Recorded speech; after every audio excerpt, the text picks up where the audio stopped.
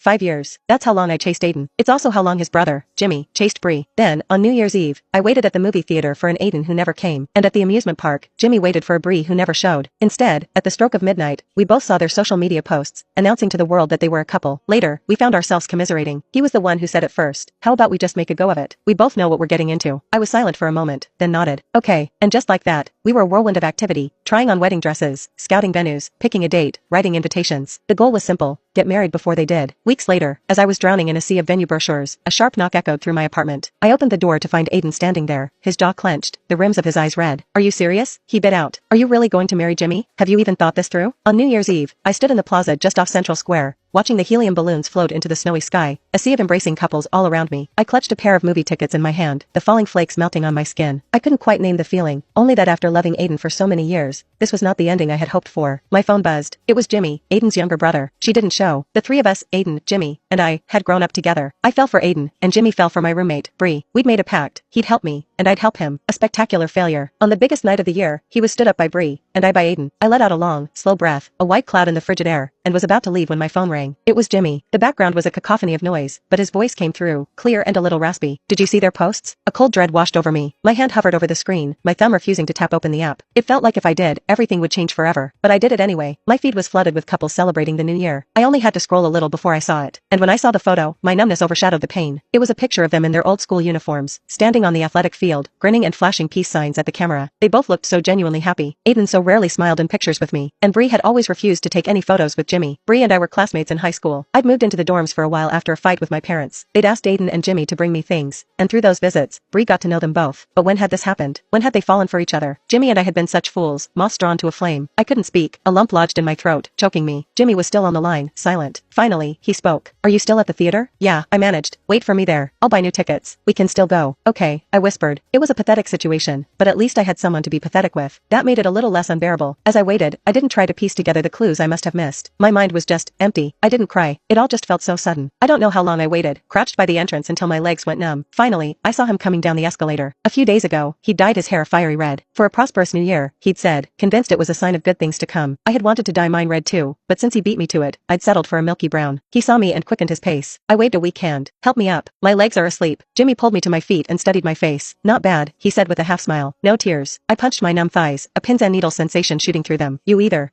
He waved a dismissive hand. Come on, the movie's about to start. By unspoken agreement, we didn't mention it again. After the movie, he drove me home. It was only after I'd showered and crawled into bed that I saw the text from Bree. Stella, Aiden and I are together. I hope you're not mad. I closed my eyes, a wave of irritation washing over me. Lying in the dark, I typed back a single